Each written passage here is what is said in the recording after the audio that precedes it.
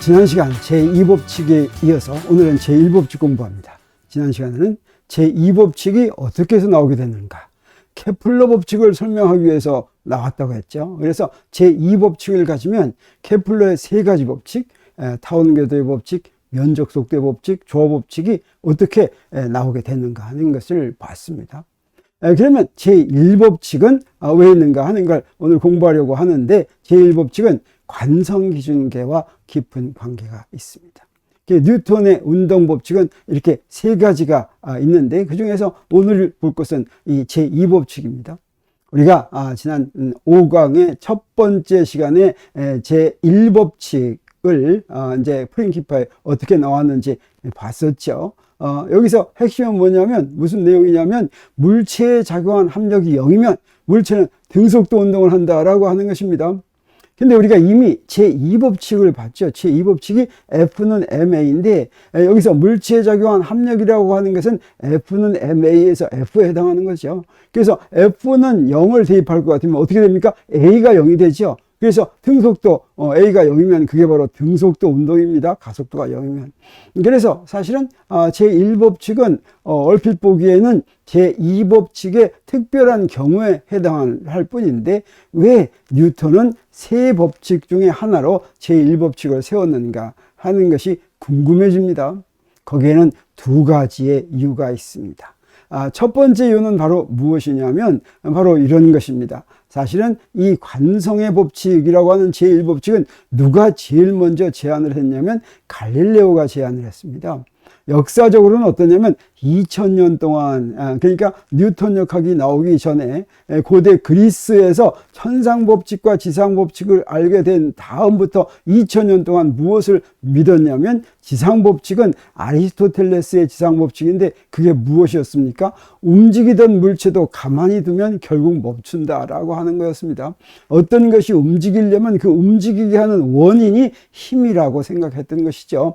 여기서 가만히 두면 힘을 작용하지 않으면 이라고 얘기하는 것입니다. 사실은 이렇게 생각하는 게 무리는 아닌 게 뭐냐면, 오늘날에도 우리 물체가 움직이는 것이 힘작용하면 움직인다고 생각합니다. 근데 그렇지 않다고 하는 것을 2000년 만에 누가 알아냈냐면 그게 바로 갈릴레이였습니다. 그것을 갈릴레이 관성의 법칙이라고 하죠. 그리고 우리 주위에서 가만 놔두면 멈춘 것처럼 보이는 이유가 바로 무엇이었습니까? 힘이 작용하지 않기 때문이 아니라 마찰이라는 힘이 작용해서, 마찰은 운동 방향과 반대 방향으로 작용해 가지고 멈췄던 것이다 라고 하는 것이죠. 그래서 만약에 마찰을 없앤다고 하면, 더 미끌미끌하게 해서, 그러면 얼마든지 똑바로 갈 수가 있다, 등속도 운동을 하게 된다고 하는 것을 갈릴레이가 어떻게 보였습니까? 2000년 동안 이게 보이기가 어려웠던 것은 뭐냐면, 결국 멈춘다고 그랬으니까 멀리 따라가 보면 멈추는데 너 끝까지 따라가 봤어? 라고 물어보는 걸 어떻게 할 도리가 없었죠. 그런데 갈릴레이는 사고 실험에 의해서 끝까지 따라가 보지 않더라도 멈추지 않는다고 하는 것을 밝힐 수가 있었던 것입니다. 그래서 바로 이 이유 때문에 제1법칙이 바로 관성법칙이죠. 이 이유 때문에 뉴턴은 갈릴레이가 제1법칙을 먼저 발견했다고 하는 것을 분명히 하려고 제1법칙을 따로 세웠다, 이렇게 얘기할 수가 있는 것입니다. 우리도 지금도 어떻습니까? 무엇인가 논문을 쓸 때는 자기가 쓴 내용 중에서 먼저 누가 하는 것은, 누가 이것을 했다고 하는 것을 어떻게 해야 됩니까? 미리 얘기를 해야 되는 거죠. 뉴턴도 그것을 여기서 분명하게 얘기했다고 하는 것이죠. 제2법칙 중에서 F는 제로인 경우는 이건 갈릴레이가 먼저 했다고 하는 것을 따로 분명하게 했다고 할 수가 있습니다. 근데 그보다도 더 중요한 두 번째 이유가 있습니다. 그게 따로 세운 두 번째 이유인데, 그것이 바로 아까 얘기한 관성기준계와 연관이 있습니다. 우리가 제2강에서 기준계와 좌표계 공부를 했죠. 그래서 뭔가 물체의 운동을 기술하려면 어떻게 해야 된다 그랬습니까? 기준계를 먼저 정해야 된다 그랬죠. 기준계를 정하는 이유는 운동과 관련된 물리량을 숫자로 대표하기 위해서죠. 그래서 물체의 운동을 기술하려면 먼저 기준계를 정해야 되는데, 기준계는 누가 정해준다 그랬습니까? 기준계는 내 마음대로 정한다고 그랬죠. 어떻게든 정해도 좋다고 했습니다. 그런데 기준계에 따라서는 제1법칙이 성립하지 않는 기준계도 있다고 하는 것입니다. 내가 기준계를 만들어 봤더니 성립하지 않는다. 그래서 이 관성기준계라고 하는 것은 정의가 바로 무엇이냐면 바로 제1법칙이 성립하는 기준계를 관성기준계라고 부릅니다. 그래서 내가 기준계를 마음대로 만들 수가 있는데 어떤 기준계에서는 관성법칙이 성립하지 않는데, 자, 이게 무슨 말인지 한번 보겠습니다. 그리고 또 더 중요한 것은 관성법칙은 F는 0일 때죠. 근데 F는 0이 아닐 때인 뉴턴의 제2법칙 운동방정식도 이 관성 기준계에서만 성립한다고 하는 것이죠. 그래서 기준계를 아무렇게나 정한다고 해서 전부 다 그 기준계에서 운동방식 F는 MA가 성립하지 않는다라고 하는 얘기는 뭐냐면, 이 등식이, 요 힘이 뭐라고 그랬습니까? 물체에 작용하는 알짜힘 전부 합한 거라고 그랬죠. 그 다음에 우변은 뭐라고 그랬습니까? 질량 곱하기 가속도라고 그랬죠. 그 두 개가 이제 같아야지 그게 운동방식이 성립하는데 같지 않는 경우도 있다고 하는 것입니다. 그래서 제2법칙을 적용하려면 기준계가 관성 기준계인지 아닌지를 먼저 확인을 해야 된다고 하는 겁니다. 그래서 관성 기준계가 아닌 데는 뉴턴의 운동법칙을 적용해 봤자 그게 맞아떨어지지 않는다고 하는 것이죠. 자, 그러면 도대체 운동방정식 F는 MA가 어떤 기준계에서는 성립하지 않는다라고 하는 게 무슨 말인지 보겠습니다. 기준계에 따라서는 그 물리량이 기준계에 따라서는 그 물리량 중에는 기준계에 따라서 그 숫자가 바뀌는 물리량이 있고 바뀌지 않는 물리량이 있습니다. 그래서 기준계를 아무렇게나 정하더라도 항상 똑같은 값을 갖는 그런 물리량이 있는데, 그것이 바로 무엇이냐면 힘이라든가 질량이라든가 시간이라든가 길이라든가 부피라든가 이런 많은 물리량은 내가 기준계를 어떻게 정하든 항상 다 똑같은 값을 갖습니다. 그런데 기준계에 따라서 값이 바뀔 수 있는 물리량이 뭐가 있냐면 운동과 관련된 물리량입니다. 위치라든가 속도라든가 가속도라든가 운동량이라든가 이런 물체의 운동과 관련된 물리량은 내가 기준계를 어떻게 정했느냐에 따라서 그 물리량을 대표하는 숫자가 달라진다라고 하는 것이죠.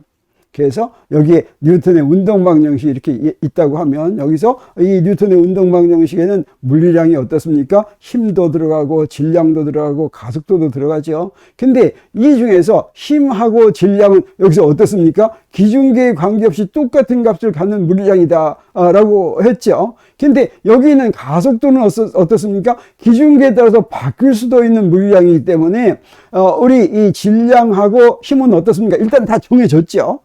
그런데 기준계에 따라서 A는 바뀔 수도 있으니까 어떻습니까? 양쪽 값이, 이 식의 양쪽 좌변과 우변의 값이 항상 같지 않을 수도 있겠죠. 그래서 이 등식이 성립하는 게 그렇게 기준계를 만들었으면, 다시 말하면 이 가속도를 측정하고 봤더니 요 F는 MA가 성립하도록 그렇게 만든 기준계였다면 그 기준계를 우리가 관성 기준계다라고 부르고, 이 등식이 성립하지 않으면 비관성 기준계다 이렇게 부른다고 하는 것이죠. 어렵습니까? 이거 이해하기 어렵습니까? 여러분이 제대로 이해하는지 못하는지 보기 위해서 우리 퀴즈를 한번 보겠습니다. 다음 중 관성 기준계가 어떤 것인지, 기준계 A, B, C, D 중에서 관성 기준계가 어떤 것인지 한번 골라보기 바랍니다. 여기 기준계가 이렇게 있는데, 그때 그 기준계에서 측정한 힘, 질량, 가속도 값을 여기다 적겠습니다. 자, A 기준계에서는 힘이 10이고 질량이 2고 가속도가 2였어요. B 기준계에서는 힘과 질량감은 똑같겠죠? 근데 여기서는 가속도가 3이었어요. C 기준계에서는 힘과 질량은 똑같고 가속도가 5였습니다. D 기준계에서는 힘과 질량은 똑같겠죠? 가속도가 7이었어요. 자, 그러면 여기서 몇 개가 관성 기준계겠습니까? 이 중에서 힘은 질량 곱하기 가속도가 맞는 건 이렇게 가속도가 다 다르니까 어떻습니까? 이 중에 하나밖에 없겠죠. 그것이 어떤 것입니까? 우리 빤하죠. 네, C 기준계가 관성 기준계다라고 하는 것을 우리 알 수가 있습니다. 이것처럼 이렇게 기준계를 만들 것 같으면 가속도는 기준계에 따라서 다를 수도 있다는 거 우리 이해할 수 있습니까? 없습니까? 이해할 수가 있어야지 됩니다. 자, 그렇다면 이 F는 MA가 만족되도록 하는 그런 기준계에서만 F는 MA를 사용할 수가 있다. 이렇게 얘기할 수가 있겠습니다. 그러면 그런 관성 기중계가 아닌 기중계를 뭐라고 그러냐면 비관성 기중계라고 합니다. 그래서 관성 기중계와 비관성 기중계를 여기서 비교해서 볼 것 같으면 관성 기중계는 우리 기중계를 뭐라고 그랬습니까? 레퍼런스 프레임이라고 그랬죠. 관성 기중계는 이너셜 레퍼런스 프레임입니다. 비관성 기중계는 논 이너셜 레퍼런스 프레임 이렇게 얘기할 수가 있겠어요. 그러면 관성 기중계의 정의가 뭐였습니까? 관성 법칙이 성립하는 기중계였죠. 그러면 비관성 기중계는 관성 법칙이 성립하지 않는 기중계라고 얘기할 수가 있는데, 그런 관성 기중계에서는 F는 MA도 어떤다? F는 MA도 성립한다라고 하는 것이죠. 근데 비관성 기중계에서는 F는 MA를 적용할 수 없다라고 하는 것입니다. 자, 그러면 우리가 기중계를 만들 때마다 항상 이게 관성 기중계인지 확인은 좀 해야 되겠지만, 그 확인하는 게 너무 복잡하면 안 되겠죠. 한 번만 하면 됩니다. 어떤 관성계가 있으면 여기서 관성계라고 하는 것은 관성 기중계를 간단하게 관성계 이렇게 부르고, 비관성 기중계도 비관성계 이렇게도 부릅니다. 그래서 이런 관성계에 대해서 등속도 운동하는 기중계는 모두 관성 기중계다 라고 하는 걸 우리가 알 수가 있겠고, 그러면 어떻게 되겠습니까? 어떤 관성계에 대해서 가속도 운동하는 기중계는 모두 비관성 기중계다 라고 하는 걸 우리가 알 수가 있겠습니다. 그래서 우리가 맨 처음에 어떤 내가 지금 정한 기중계가 관성 기중계인지 아닌지를 확인하려면 이런 네 가지 단계를 밟으면 됩니다. 먼저 물체를 하나 고르는데 그 물체에 작용하는 합력이 0인 분명한 물체를 고른다. 사실은 힘은 우리가 나중에 배우게 되겠지만 힘은 따로따로 알 수가 있어서 그 합력이 0이라고 하는 것을 분명히 알 수 있는 물체를 우리가 찾아낼 수가 있습니다. 그러면 그런 물체를 고릅니다. 그리고 내가 기중계를 그렸어요. 그리고 어떤 기중계에서 그 물체가 등속도 운동을 하면 그 기중계는 관성 기중계다 라고 알 수가 있겠습니다. 그리고 그 관성 기중계에 대해서 등속도 운동하는 기중계도 역시 관성 기중계다 라고 할 수가 있겠죠. 그리고 관성 기중계가 아닌 기중계는 모두 비관성 기중계다 이렇게 얘기할 수가 있는 것입니다. 자, 그래서 우리 관성 기중계가 서로 다른 관성 기중계라는 게 무슨 말인지 한번 보겠습니다. 관성 기중계가 여러 개가 있을 수가 있습니다. 여기 A라는 관성 기중계가 있다면 이 관성 기중계에 대해서 등속도 운동하는 다른 기중계도 역시 관성 기중계다 이렇게 얘기할 수가 있겠어요. 그래서 여기 잔잔한 바다에 배가 떠 있다고 하겠습니다. 그러면 이 바닷물에 대해서 여기 등속도로 움직이는 배가 있다고 하겠어요. 자, 그러면 우리 이 바닷물에 고정된 기중계가 관성 기중계라고 한다면, 그러면 이 배도 역시 관성 기중계가 되겠습니다.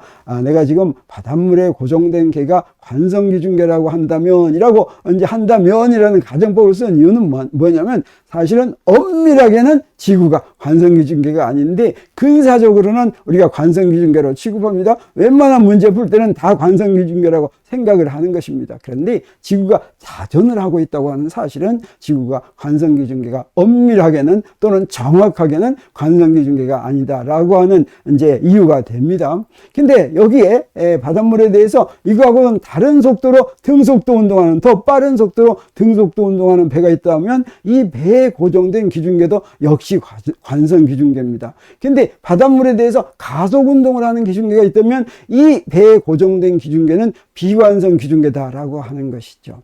자, 그러면 우리 이렇게 질문할 수가 있습니다. 배 내부 자연현상만으로, 배 바깥을 내다보지 않고 안에 있는 자연현상만으로 배의 속도를 알 수 있을까? 배의 속도가 두 개 중에서 어떤 것인지를 내가 알아낼 수 있을까? 알아낼 수 있을 것 같습니까? 없을 것 같습니까? 이거는 알아낼 수가 없습니다. 그 이유가 뭐냐면 자연현상 중에서 가장 대표적인 자연현상은 돌멩이를 가만히 떨어뜨리는 겁니다. 여기에 지금 돌멩이를 가만히 떨어뜨리면 어떻게 되겠습니까? 관성 기중계에서는 이게 아래로 쭉 떨어집니다. 수직 아래로 떨어져요. 그래서 이 배에서, 자, 첫 번째 배에서도 공이 아래로 이렇게 떨어집니다. 두 번째 배에서도 이렇게 아래로 떨어지는데 그 떨어지는 모습이 똑같다라고 하는 것이죠. 그래서 요 두 개 떨어지는 모습만 보고서는 요 두 개의 속도가 얼마인지 구분할 수가 없는데, 그러면 이렇게 가속도 운동을 하면 그 배의 가속도를 알 수가 있을까 하는 질문입니다. 이건 어떠냐? 그건 가능하다라고 하는 거죠. 왜 그러냐면 배가 가속도 운동을 하면 이 배에서 공이 떨어지는 모습이 아까와는 다르게 됩니다. 어떻게 떨어지냐면 이렇게 떨어지게 되겠어요. 그래서 이게 얼마나 바로 밑에서부터 멀리 떨어지는지 이거 가지고 이 배의 가속도가 얼마다 하는 것을 우리가 알아낼 수가 있는 것입니다. 이것처럼 관성기중계들 사이에는 서로 다른 관성기중계는 비록 두 개가 똑같은 기중계가 아닙니다. 하나에 대해서 등속도 운동을 하더라도 그 등속도 운동하는 두 개가 구별이 안 된다라고 하는 것이죠. 그 이야기는 사실은 굉장히 중요한 얘기입니다. 다시 말하면 이 세상에 정지해 있다고, 절대적으로 정지해 있는 기중계라고 하는 말을 할 수가 없다고 하는 것이죠. 어떤 것이 정지해 있고 어떤 것이 움직이느냐 하는 것은 이건 상대적이다라고 하는 것입니다. 그래서 아주 옛날에는 뉴턴력학이 나오기 전에는 아리스토텔레스 시대에는 어땠냐면 이 지구가 어땠습니까? 우주의 중심이었죠. 그래서 지구에 고정된 기중계가 절대 기중계, 중심이 되는 기중계고 모든 속도가 있다면 지구에 대해서 움직이는 거였습니다. 근데 알고 봤더니 그런 기중계가 존재할 수가 없다라고 하는 것입니다. 자연 법칙만 가지고는 그게 구분이 되지 않는다고 하는 것이에요. 자, 그러면 이런 일을 누가 제일 먼저 알아냈을까? 다음 중, 자, 또 한번 퀴즈 하나 풀어보겠어요? 다음 중 서로 다른 속도로 등속도 운동하는 두 배 내부에서 관찰한 자연현상만으로 두 배의 속도가 다른 것을 알아낼 수 없다는 사실, 이것을 가장 먼저 깨달은 사람은 누구겠습니까? 여기 아리스토텔레스, 갈릴레이, 뉴턴, 맥스웰, 아인슈타인, 이 중에서 한번 찾아내 보세요. 이미 오늘 내가 강의하면서 거기서 여기에 있는 답이 다 나왔을지도 모르겠습니다. 갈릴레이입니다. 그래서 바로 역학적으로 속도, 관성계의 중요성을 제일 먼저 강조하고 알아낸 사람이 바로 갈릴레이다라고 하는 것이고, 관성법칙은 그래서 갈릴레이가 온전하게 관성법칙을 발견한 사람으로서의 그 권리를 가지고 있다, 이렇게 얘기할 수가 있겠습니다.